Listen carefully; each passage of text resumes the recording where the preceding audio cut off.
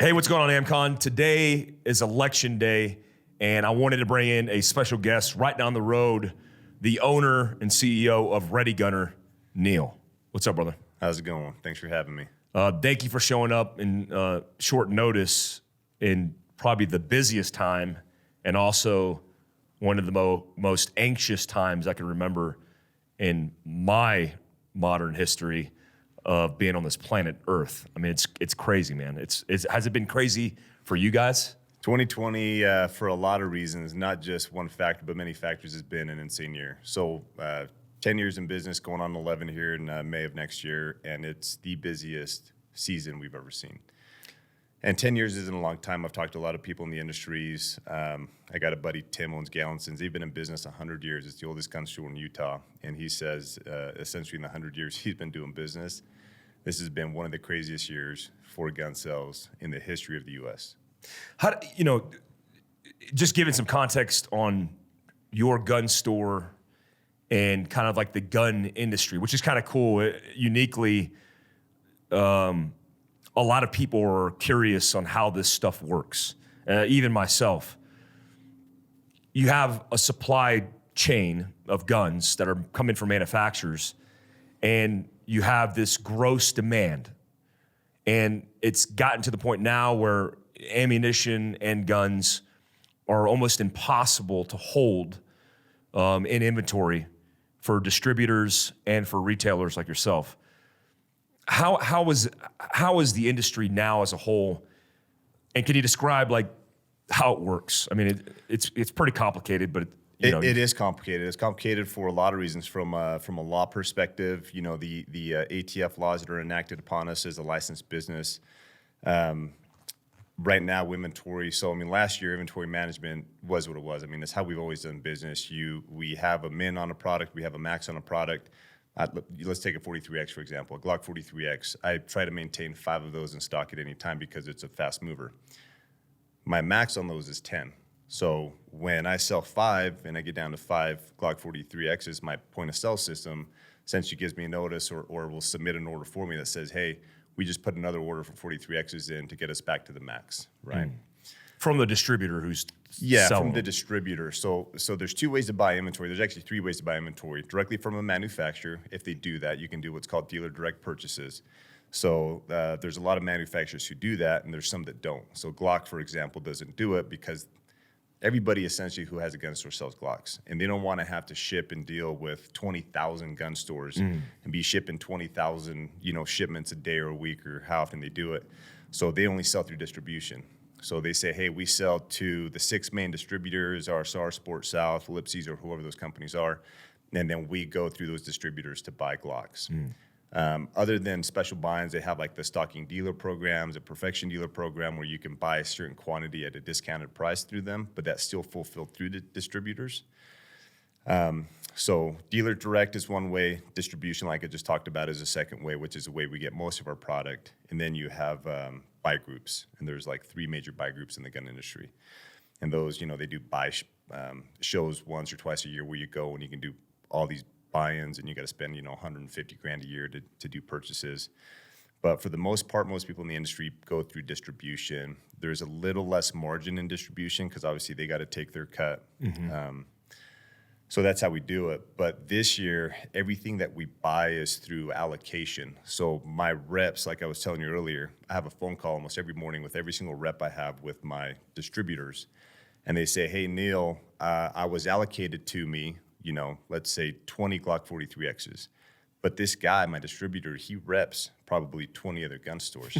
So he's like, I got 20 43Xs. You've been my number 1 client this year. I'll give you 4 of those or 5 of those. And now I have to save the other 15 for the other, 15 gun stores that I rep. So this is manual. This is it. You can't do an automated thing. There's no. If you go to a distributor site, it's funny. I wish I had a computer here to show you, but I can go to my distributor website.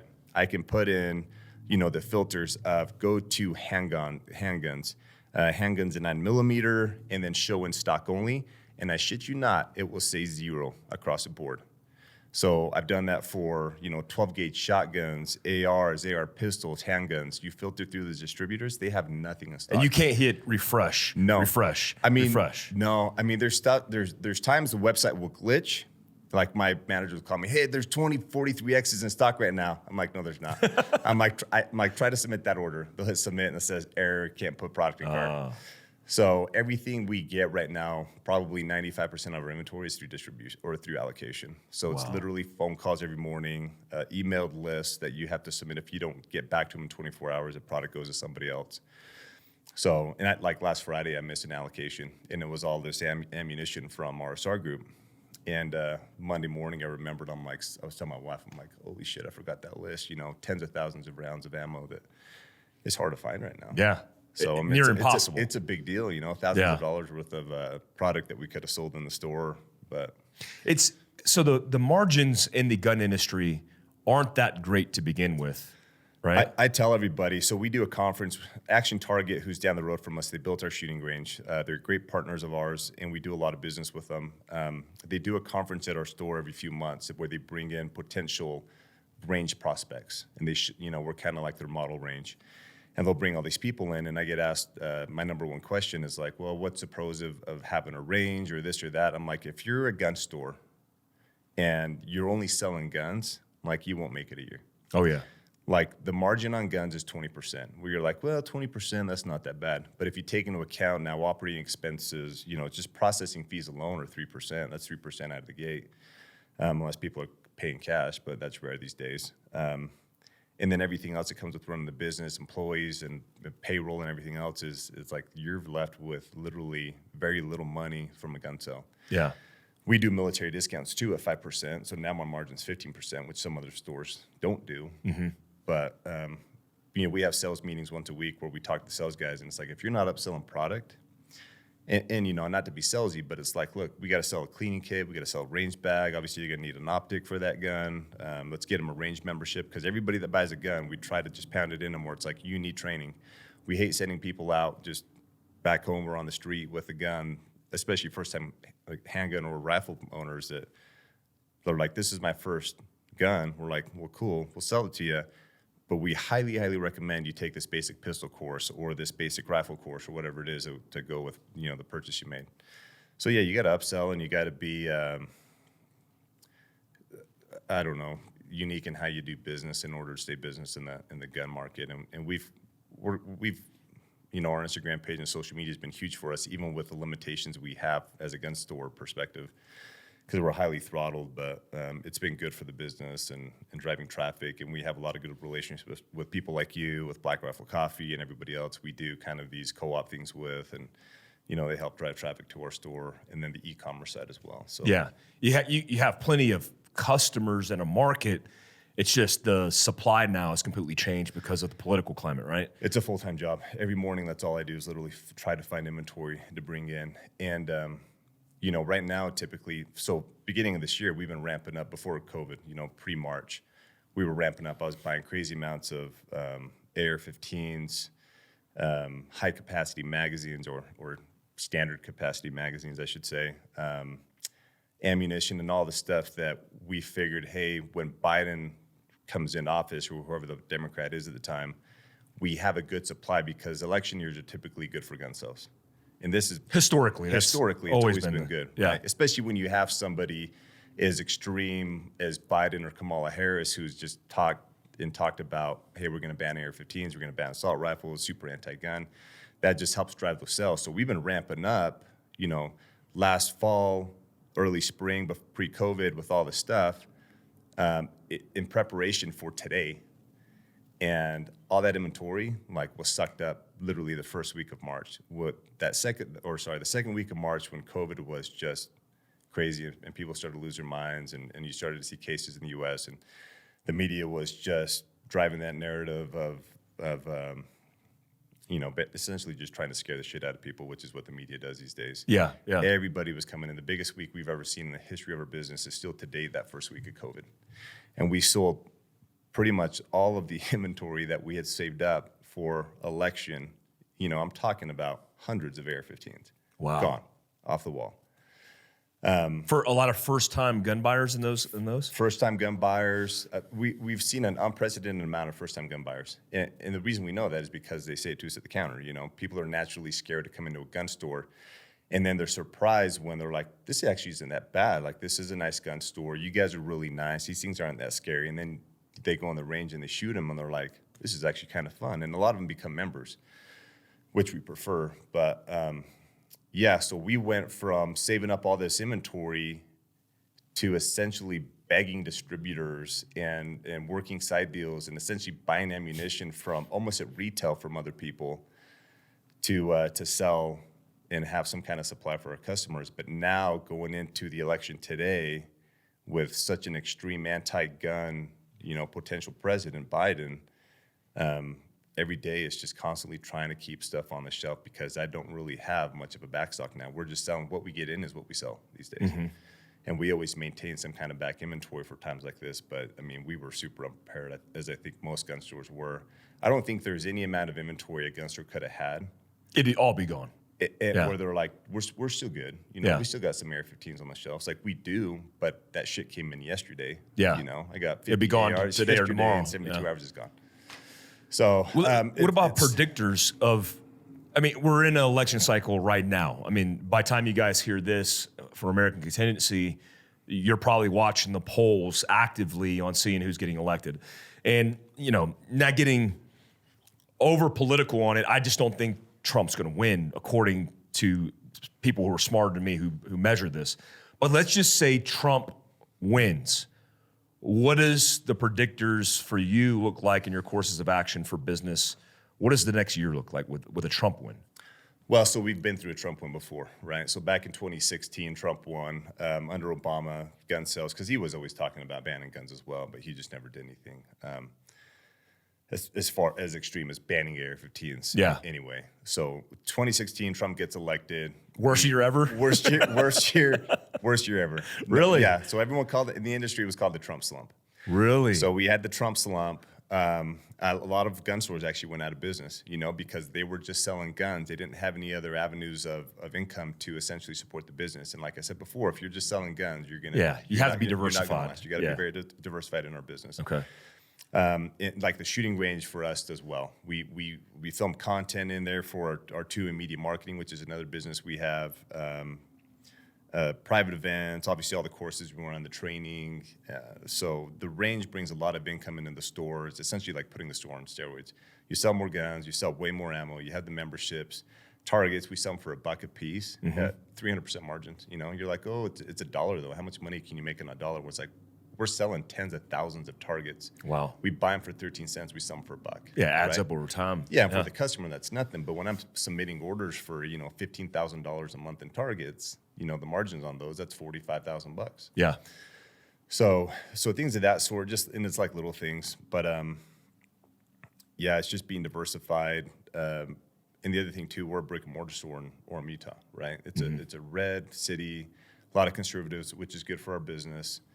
But the population is what it is. Obviously, we've seen an influx this year, mainly Californians moving to Utah County. Yeah. And unprecedented numbers, more than we've ever seen before. And I swear, like, we've had more people from California come into our store and be like, I'm from California. I just got my driver's license. They slap it down on the counter like a Trump card. They're all proud. And I'm here to buy like, guns. What can I buy? Yeah. And we're like, well, you're a Utah resident, man. You can buy anything on the wall. And they're stoked. Like, what? They're completely stoked. Yeah. Yeah. It's like they just won the lottery. That's so awesome. It's actually cool to watch. Yeah. It's freedom. It's like someone just got out of jail and they're like, I have like the ability to, enjoy these freedoms that I didn't have before. Yeah. So it is cool to watch, but in that when the Trump election cycle, we had the conversation that you have the people who bought 20 ARs, they now sell back 10 or 15 ARs in the used market. So the used market elevates. You have a huge surplus of supply. Gun manufacturers aren't pumping in because they're not churning their machines because that costs money because nobody's buying them. And so the new inventory drops off and then nothing's being moved. And that's a Trump scenario, right? That's like a Trump slump times two. It is. And again, 2016 after the election was the slowest year we've probably had in 10 years. Wow. It got a little bit better as he went on into his presidency. Last year was pretty good for us. But if we imagine 2021, my prediction anyway. So let's say President Trump gets elected, we're going to see that secondary Trump slump. And I think with the influx of sales that we've had in 2020, all those people who bought tens of thousands of rounds of 9mm, those 3 extra AR-15s, the handguns, I think you're going to see, like you said, you're going to see a lot of that going on in the private market. Yeah. You know, and a lot of people are going to, I don't need to buy a gun this year because I bought 13 last year. Yeah. You know, so I think our demographic of people to sell to under a Trump presidency, and I still want to see him voted as president, obviously, even though I don't want to say it's bad for business, but you know, when people are scared, it's kind of when our business as well. Yeah. You know, that's yeah. Same with ours with Philcraft. Well, let's talk about the Biden scenario, because the Biden scenario is a very weird one, because it's not just about the initial surge of gun sales, because that's happening right now and will continue to happen. But it's like, what happens with the potential of them enacting the second round of the assault weapons ban? What are some of the predictions that you have with under the Biden-Harris team? So this is a huge question mark. It's a huge question mark because there's a lot of gray area. The way that you know, the President Biden, Kamala Harris, and just, you know, Democrats in general talk about AR-15s is we haven't even established a definition of what an AR is, right? Mm-hmm. There's the true definition of an AR, which is already banned. You know, a person can't buy an assault rifle, if that is even a thing. You know, assault rifle is, in a sense, these belt-fed machine guns, full auto guns that are already illegal to the common citizen. But they have their own definition of that, and what that is we haven't even established that. Is it any gun that's black? Is it a gun that has a pistol grip? You know, what is an AR-15? The second thing is, how are they going to do that? Because there's more going on than just a presidential election this year. We have the Senate, we have the Congress. Which way are those going to go? Are we going to take the majority in both of those? Are we going to lose the majority in both? Because if that happens, then we're completely fucked. Right? Yeah. Because in the contingency is the executive branch just says, we are making an executive order and we're doing this, which is going to create all this volatility. Yeah. I mean, I can't even imagine that happen. That for me is like a worst case scenario. That is worst case scenario. Yeah. That is worst case scenario. So they tried to go through the proper course of action to get an assault rifle ban. I hate calling it that. Yeah. You know? Just saying out loud. I know it does. It does. It just sounds so wrong. An assault rifle ban, AR ban, and it doesn't go, you know, let's say it gets shut down in Congress, where they're like, no, we're not going to do this because Republicans have the majority there. And they're like, well, fine. And Kamala Harris has already said this. She's already said she's going to do this, where she's like, look, if Congress doesn't take action in the first 100 days, I will pass an executive action to ban guns. Yeah. So essentially, like, I don't fucking care who you guys voted for. I don't give a shit about the Congress. I don't care about the rule of law. The Constitution. I don't care about the Constitution. Yeah. I'm going to do whatever the fuck I want. Yeah. Just because I can. Like, I mean, just the arrogance and the complete bullshit of that is worst case scenario. And at that point, let's say that happens. So let's say Congress shuts it down, Senate shuts it down, whoever, and then Kamala Harris and Biden put in this executive action where they're like, hey, assault rifle ban starts tomorrow, so we're going to do, whether it's a buyback, and we'll give you pennies on the dollar on your AR-15, because you know they're going to give you full value. Yeah. And you have to turn them in within the next 90 days. Like, are we as, you know, constitutional, law-abiding citizens essentially just going to let that happen? Or is there going to be some kind of stance where the 100+ million gun owners in America are like, no, you can't fucking do that. That's not happening. You can't do that. Yeah. Like, you want the guns, you fucking come get them. Yeah. You know, at what point is that going to happen? And I feel like it would be at that moment. Yeah. I think the line in the sand for me personally is that moment in which they say, this is the date, the next day you're a felon if you have the guns.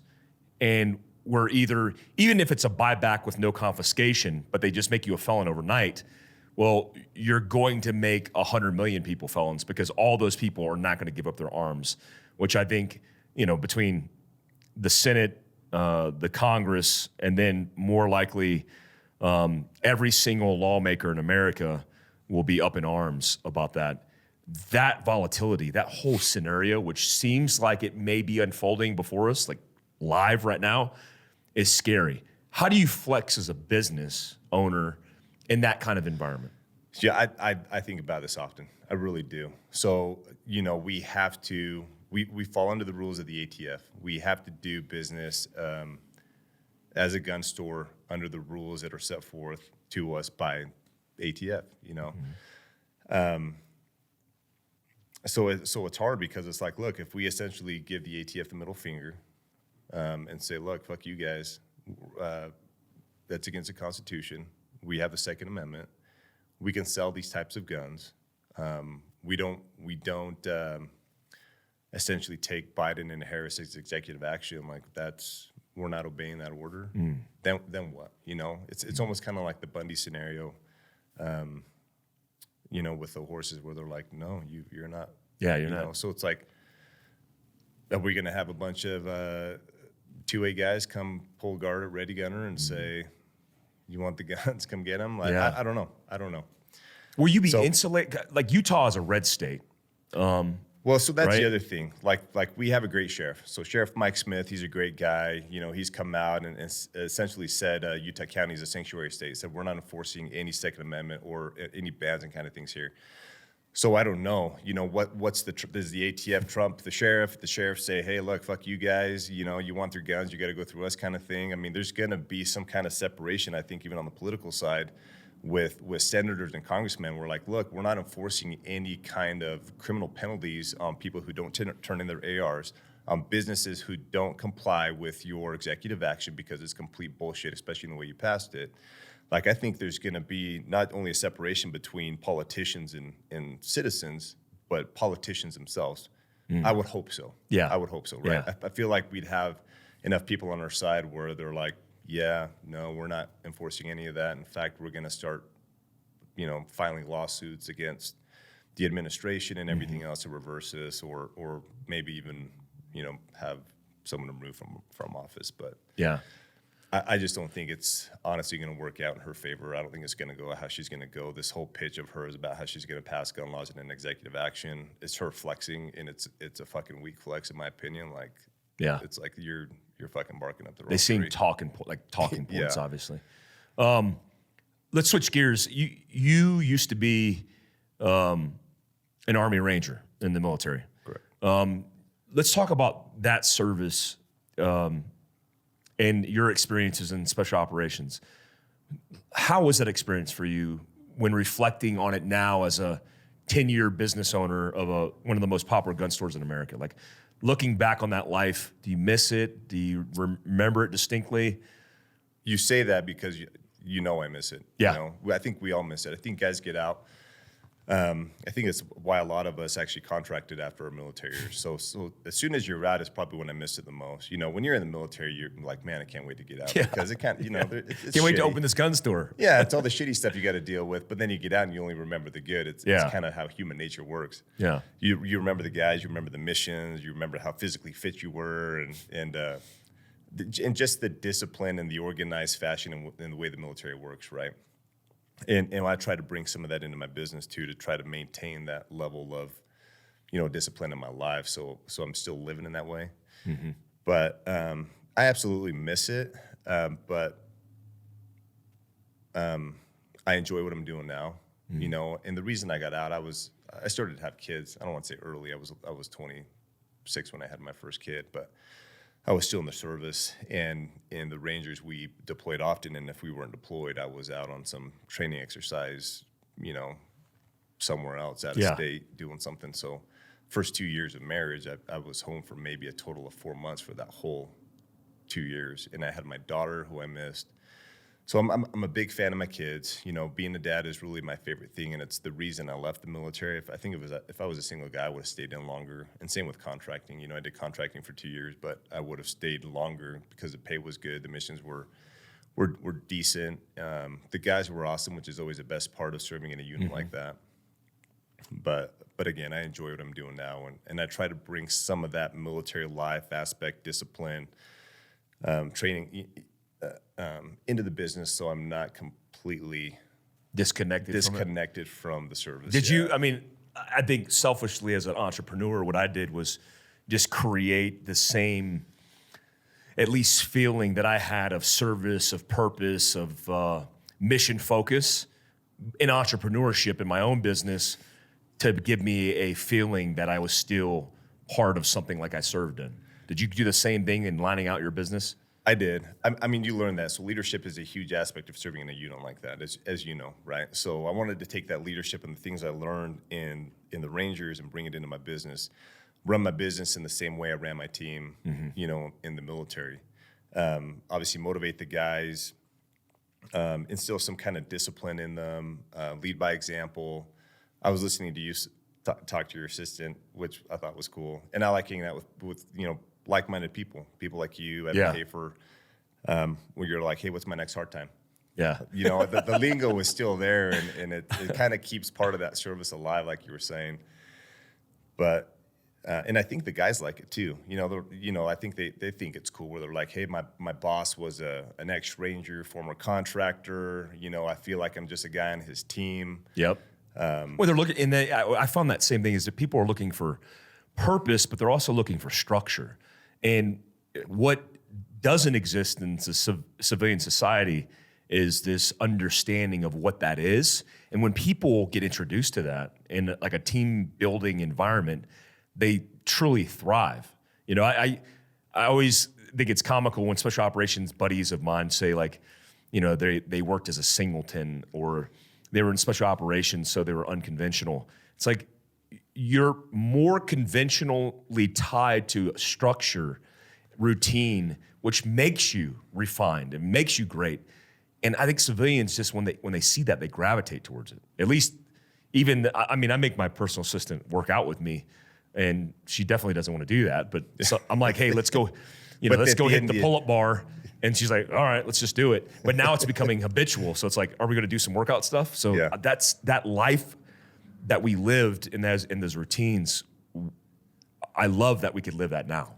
Routine is the biggest thing. So that's what me and my wife, everything's hard at first. Any task you start or anything you do, whether it's working out, starting a business, like everything that you have to do that is unfamiliar is always toughest in the first 30 days. Mm-hmm. It's like, man, I've always waken up at 9 o'clock and now I have to. So this is my my wife, Buff Cookie. She was a big fitness person. She competed in bikini competitions. She started her Instagram page. The name Buff Cookie is because it was all fitness related. Mm-hmm. And in her when I first met her, she was, still sleeping in. She hated waking up early, and we had to be at work by a certain time. We're like, no, we got to wake up at 5:30 a.m. to go to the gym so we can be home and get ready for work by 8 o'clock or whatever time we had to be there. She's like, you're out of your fucking mind. Like I am 5:30, and I'm like, it's hard at first, but once you build the routine, it's easy. Yeah, it's easy. And now she hates sleeping in. Like we wake up early every morning. She loves it. We have her coffee. We go to the gym, and like if she sleeps in, she just kind of feels like garbage. Yeah. It's very rare she sleeps in, but yeah, that's anything. Whether it's shooting, working out, picking up some new talent, like everything, you have to have a routine to essentially become good at anything. Because if you just do something here and there, it's never gonna evolve. Yeah, I always look at that like a time allocation thing where if you want to create the value out of anything, you have to be willing to allocate the time and sustain that allocation over periods of time. So many people are shiny object and then they get enthralled, but they're not willing to commit long-term to these things. You're a big, I've always seen you, even in, I don't look at you as an influencer because you're just kind of living your life. So you're influencing indirectly or organically, like I like to try to do. I'm not overtly I don't have a marketing scheme of maneuver on how to influence people. I just live my life, and if we're doing that, we're doing well. And I've always seen you as a family man. I've always seen you as somebody who's super disciplined, runs a successful business, but more importantly, what's most important to you and your wife is family. When you see the things that are happening in our society today. I mean, hell, right down the road from your, from Ready Gunner, from your shop, a gentleman from Provo was shot and almost killed by a guy who was at a protest. How do you insulate your family? What are the things that you do to better protect your family? Is there anything habitually that you implement into your life? So knowledge. I don't insulate at all is a thing. I let my kids know what's out there. I want to educate them on it. We have a lot of people who come in, take guns, for example, and was like, oh, I got kids, I don't want a gun in my house. And they try to essentially insulate them from ever knowing what a gun is, how it functions. Like, I just don't want them to know about it. They're just bad, right? Where it's like, well, what's going to happen? I'm not always going to be there to protect my kids, especially as they get older and become teenagers, go to school. Everybody knows how it is. If they're out with friends or hanging out at buddies' houses, I want them to be educated where if they come across a scenario, they know what to do, and they're not like, oh, what's this? Like, there's a gun on the table, like that. It could be an airsoft gun, it could be a toy gun, it could be a real gun, I don't know, or just a curiosity of not knowing what it is, picking it up. And I don't know how Bill down the road keeps his gun or what the status of his gun is. Like, maybe he keeps it on his end table with a bullet in the chamber with no safety. I don't know. And like, my kid, who doesn't know any better because I never told him, picks it up and, shoots himself, somebody else. That's worst case scenario. But I shoot with my kids in our range pretty often. They know exactly what a gun does. They know how to hold it. They know never to put their finger on the trigger without aiming it down range or having a target. They know all the principles of basic safety, guns or gun safety. So, like, if I feel comfortable if my 13-year-old daughter went to her friend's house and she saw a gun, she would know exactly what to do. It's like, just don't fucking touch it. Like, I'm not going to touch it. Oh, if my friend picks it up, I'm going to be like, hey, don't touch that gun. The thing could go off, blah, blah, blah.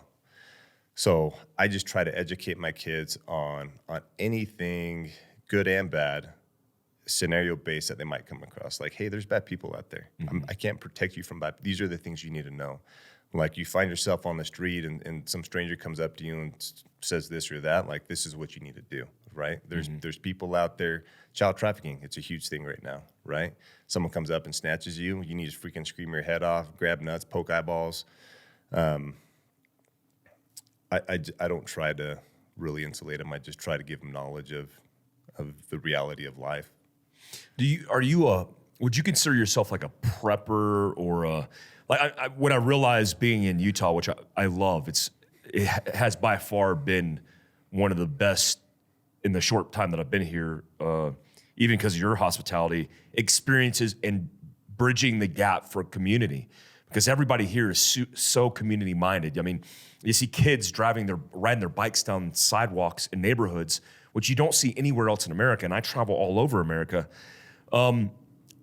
Are you preparedness minded in the sense that many Utahns are, as far as like, prepping long-term survival food, having a safe room, all those kind of things? Have you gone that path with your family yet?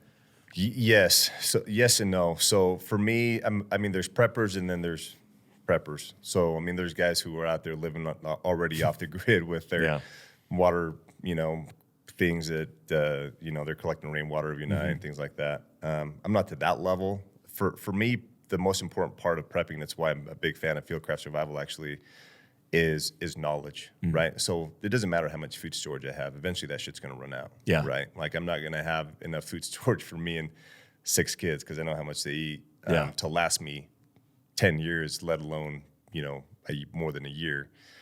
So at some point, you have to have some kind of base of knowledge where it's like, hey, that is just to buy me enough time to essentially get me, whether I got to build a structure, find more food.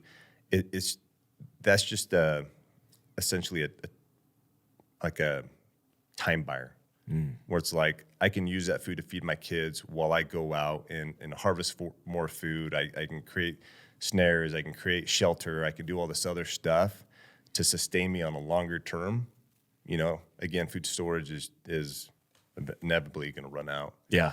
So for me, knowledge is the most important thing, and that's what I try to teach my kids. Where it's like, hey, this is a bow and drill. This is how you make a fire. Eventually, we're going to run out of matches. Like, we're going to run out of food storage. This is how you get water. This is how you get food. This is how you navigate.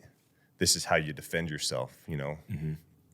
So for me, I just try to teach my kids all these aspects. We have a property up in the hills, and every time we go up there, we do things like that. We'll have a contest like who can start a fire without using a match or this or that. And they have like little bone drill sets. And so I just want to, more than anything, and people ask me, because I have 6 kids. It's a lot of kids, let's be honest. But But I'm like, they're awesome kids. They're not shitty kids. They're good humans. They have a good head on their shoulders. They're good to other people. You know, it's something I feel like there's a lack of these days. And I just, you know, it's like, look, I just want to essentially create better humans to leave something into this world that's, you know, I hate to say it, but it could be better, right? Yeah. There's bad people out there. I think we just need more good people to offset the bad. So How do you create or instill values into children outside of religion? Because I know when I joined the infantry at 17, I bought into the Army values of loyalty, duty, honor, selfless service, and sacrifice. I looked at those and went, you know, I don't have I grew up a Christian, but I don't have a value system as clearly defined as these. Do you have a tactic for instilling that kind of value in your children? I think example is the biggest one, right? So kids naturally want to be like their mom and dad, and they kind of take upon the character that their mom and dad are as they grow up. So they see dad do something, they see mom do something, and eventually that goes into a data bank in their head where they're like, well, I saw dad do that, so it's okay, you know, if it's a bad thing. Or, you know, I remember that time that we were coming home from St. George and dad, you know, there's a couple on the street with a little baby and they didn't have any food. They had a sign that said they're trying to get home and dad bought them some food and filled their car full of gas. And they're like, that was pretty cool. I want to be that person. So I think leading by example is really the biggest factor in being a parent. You can't do one thing and tell your kids to do something else. It just doesn't work that way. And then letting them have their own experiences, right?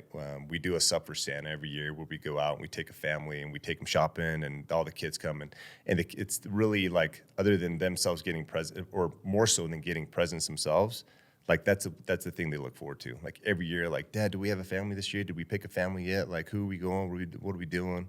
How many kids do they have? Like, they're so super awesome. interested in it. Yeah. And they get involved and they just love doing it, and they see the experience, where the look on the kid's face when, you know, you drop off presents of a family that might have not had presents otherwise on Christmas morning. So just giving them experiences where they can see and have that feeling of good. I think that's really the biggest thing. I think once you feel that, like the service of man, it's really it's hard to lose that. It's really cool, man. Are you optimistic about the future and even your position in it, with a lot of uncertainty with business and the gun industry? I mean, SHOT Show was just canceled, which I didn't think was going to happen, because I knew if they made that decision, they were going to lose it out of their ass, which they did. I imagine tens of millions of dollars that they've lost in revenue. Are you optimistic about the future, regardless of who wins or who loses in your own place? Yes. I mean, I try to maintain optimism throughout any scenario, right? Because I feel like past experiences and things of that sort have made me into the person who I am, where I can adapt. I can make change. I can either adapt the business, start a new one, to essentially sustain my ultimate goal of you know, providing for my family and my employees, which are considered, you know, extension of my family to me. So I feel like I could. I feel like I have the talent and the drive, which is essentially everybody does, right? If you wanted to, everyone has a drive to sustain themselves through hard times. So yeah, I'm not too worried about it. Regardless of who becomes president, there's going to be obstacles, and that's life. It's like, look, I'm going to have more obstacles if opponent A gets, aka Biden, gets elected. Yeah. Then if Trump gets elected, and we'll overcome those obstacles. You know, we'll jump over them. We'll keep running down the road, and we've done it before. You know, we had a gun store under the Obama administration, and you know, it was actually honestly pretty good, because we stuck together, and all us Second Amendment law-abiding citizens essentially fought, and the politicians that we elect fought to prevent any kind of unconstitutional laws to be enacted. So, I mean, he tried. The guy definitely tried, but he kept getting shut down. So, yeah, I'm optimistic. Man, as you guys are probably watching this, the election cycle is happening right now. And, you know, the only thing I'm fearful of is the potential outrage and violence that we've addressed with American Contingency, of people using it as opportunities to just enact their will. And, a lot of these organizations have shown the propensity for violence. What, if any, tips do you have for anybody who is listening to this that is seeing potential violence in specific highly populated areas take place?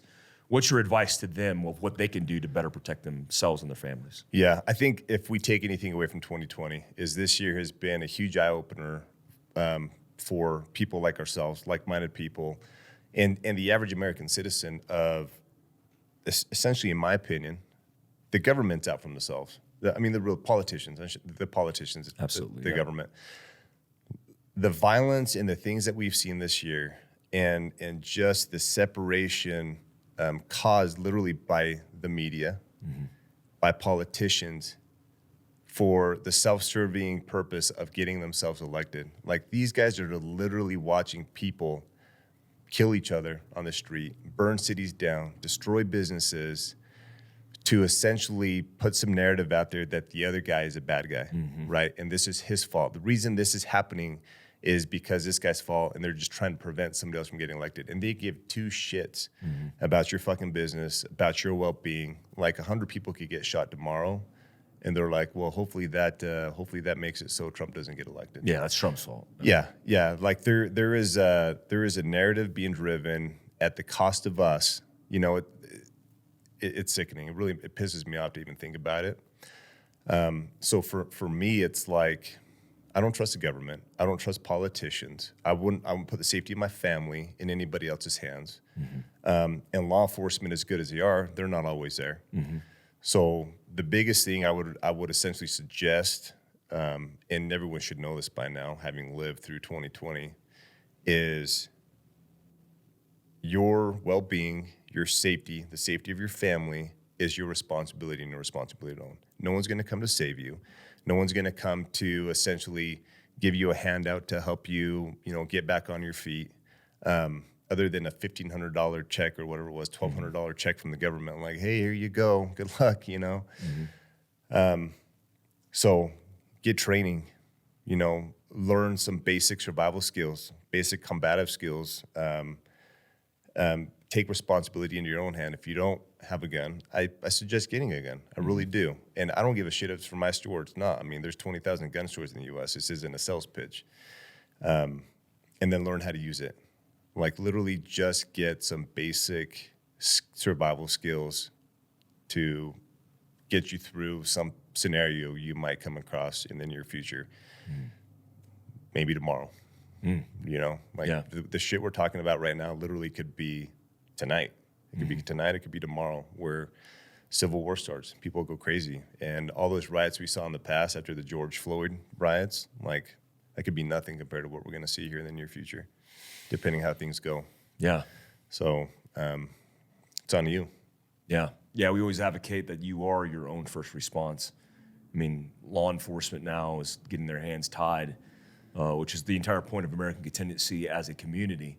Neal, what are the platforms that you have where people could access what you guys have going on, your personal Instagram, stuff of that nature? So mine's at Neal, Neal. My wife's Buff Cookie. Ready. Wait, it's just Neal? Just at Neal. Did you get at Neal? You just got at Neal? I bought it for $250 from some college kid. That's awesome. I need to look at Mike. That's always the reaction I get. I was like, wait, like Neal Just what? Neal. Like Neal _ what? Like, no, that's awesome. Just at Neal. I'm the only Neal on Instagram.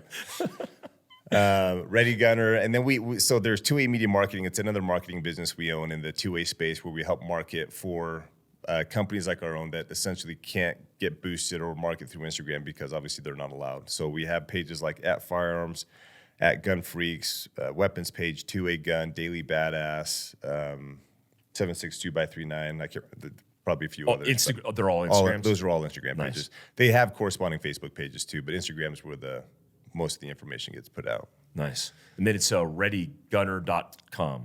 Yep, readygunner.com is a website. Okay. So awesome. And then you guys are in Orem? So brick and mortar store is located in Orem, Utah, just off State Street by the University Mall. We're just on the west side of State Street. So Awesome. Kind of kitty corner from Texas Roadhouse there. Come grab some food and buy a gun. Yeah, man. One of my favorite. I just trained there, and I appreciate you hosting me. We're actually hosting Ballistics 101 with Kevin Owens, and we cleared some dates in January, February, March. Oh, Kevin wanted me to relay if any of your guys wanted to attend that course. Feel free. Absolutely. It'd be awesome. And, we're working with Ready Gunner, not only with Fieldcraft Survival, but American Contingency as well, with all the things planning into 2021. That's future training opportunities. I was going to talk to you offline about, we're doing a toy drive that we typically do every Christmas to raise for the local community, which would be cool. It would be cool even to drop them down there because you're more tied into the local community and some, impoverished families that could use the help. But I'm excited about all the things that we're doing together. And I want to thank you for coming on the podcast in such short notice, man. Thank you so much. Look forward to working with you more in the future and appreciate you having me on. Thanks, guys. Make sure you check out Neal, American Contingency. Volatile times, please stay at home. Protect what you value and love most, which is your family, your friends, and your community. Till next time, guys. Peace out.